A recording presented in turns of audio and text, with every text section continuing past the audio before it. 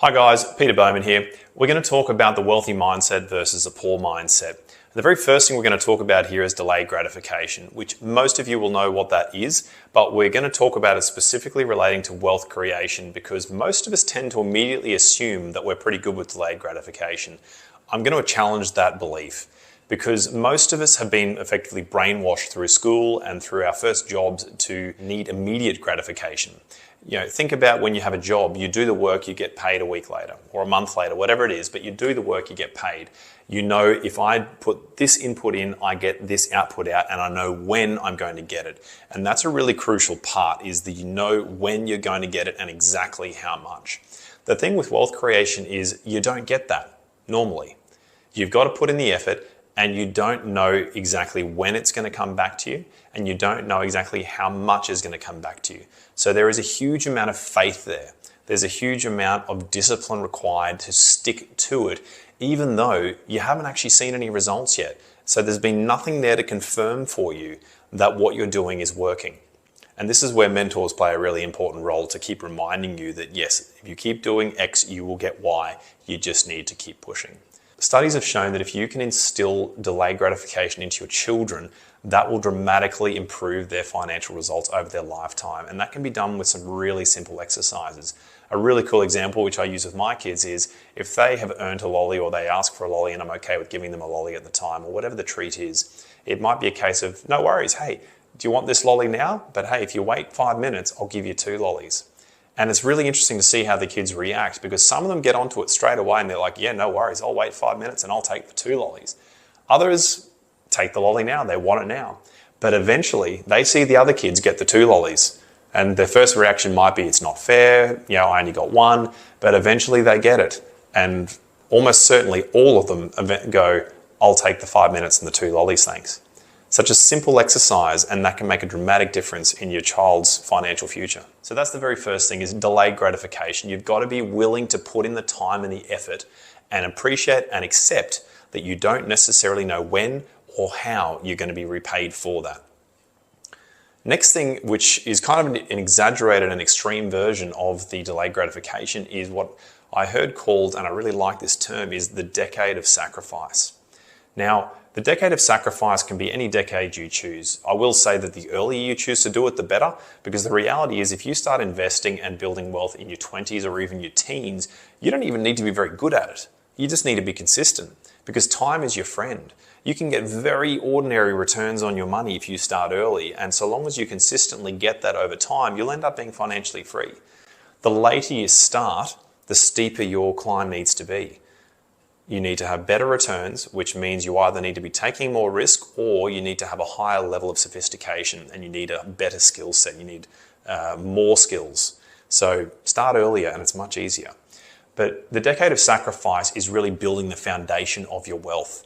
If you put in that decade, you have the discipline, you put in the time, you control your spending, you don't get too carried away with the new shiny objects, you just keep things contained and build that foundation, that base of assets, things that are going to go up in value and things that are going to give you cash flow. If you spend that decade doing that, you'll thank yourself for it for the rest of your life. Even if you actually don't stick to it as well later on in life, you've built the foundation. Even better if you continue, and which after 10 years of making it a habit, you're probably going to, because you will have seen the fruits by that time. You will have seen how much it pays off to get assets that go up in equity and that throw off cash flow.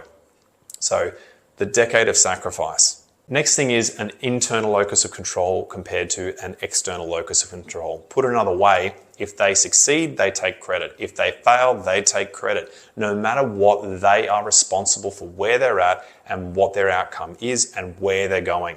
There's no discussion of circumstance. There's no discussion of this happened to me, this is why I haven't got there yet. I would have got there, but this, that, and the other happened, or so-and-so did this to me.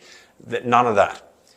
The wealthy have an internal locus of control, which means they are always taking responsibility, regardless of how silly it may seem sometimes. When it appears that things are definitely out of their control, they take an approach and they take a view of, somehow I am responsible for this. Somehow I've put myself in this position to have been exposed to that. Or somehow I've put myself in this situation without being adequately prepared for that kind of a downturn or for that sort of a thing to go wrong. I spread myself too thin. I wasn't conservative enough. Whatever it might be, I hadn't built enough education to see it coming. There's always a reason that it is their responsibility as opposed to passing blame or looking for someone else to blame. Next is, they don't save. Well, they certainly don't save to spend.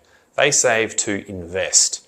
And this is, I find, a really interesting one, because if you think about how most of us were raised, most of our money rules and our early education around money was we got pocket money for doing jobs, which is another interesting one because we were immediately learning there to trade time for money, which is definitely not a wealth mindset thing.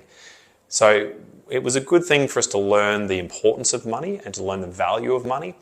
But often it was attached to I'm going to save this money to buy this thing. That was often the incentive for us as kids as to why we should save. It's like, hey, if you want a new mountain bike, save your money and you can buy your mountain bike, which was really awesome, which was exciting, which has a lot of positive things about it, setting a goal and going achieving it. But the part missing from it is the investing. Don't save to invest, or at the very least, save a portion to invest, whether that be 10%, 15%, 20, 25%, whatever it is you can afford. Especially when you're young and they're kids, then yeah, absolutely, they can afford more. But save to invest and then spend the cash flow. Not immediately, especially in your decade of sacrifice. Use that cash flow to buy more assets. But eventually, that's what you're going to live off, the cash flow of those assets. Put it another way, if you think of the childhood story of the goose that laid the golden eggs, don't kill the goose. Never kill the goose. Feed the goose. Groom the goose. Love the goose. Look after it. Nurture it. Grow it. If you do, it will continue to give you golden eggs for the rest of your life. Don't kill the goose. You've only got one. The point here is if you build that asset column, if you continue to get assets that go up in value and throw off cash flow, you're only going to expand it and you're going to have more golden eggs to live off for the rest of your life. And the thing is, if you spend those, they're back next month. Fantastic. That's what you're aiming for. That's where you want to get to. Next is the wealthy are constantly looking to grow. They take an attitude of you don't need to be sick to get better. The poor mindset is, I don't need anything new. How often have you heard people go, no, I don't need to learn that. No, I don't need to be rich. No, I don't need much.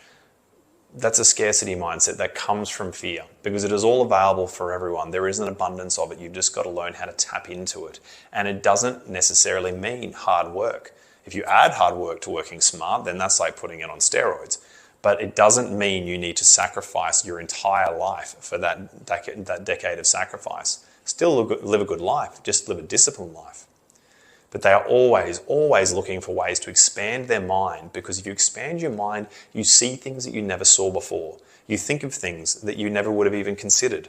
You see the world in a new way and you see new possibilities that previously did not exist for you. So if you even spend 5 minutes every day expanding your mind and expanding your education, the world is your oyster. If you do that 5 minutes a day for 1 year, you'll be amazed at the difference in your results, and you'll be amazed at how much happier you are. Even just the feeling of learning something new each day can make a tremendous difference to your mental health, or as Simon Sinek likes to call it, which I prefer, your mental fitness. If you got value out of this, make sure you click follow and you won't miss out on any of the future content. If you've got any questions, put it into the comments and I'll be sure to answer them. And if you've got things you'd like me to cover in future content, put them in there as well. Whatever tools I can provide you for your journey, I will.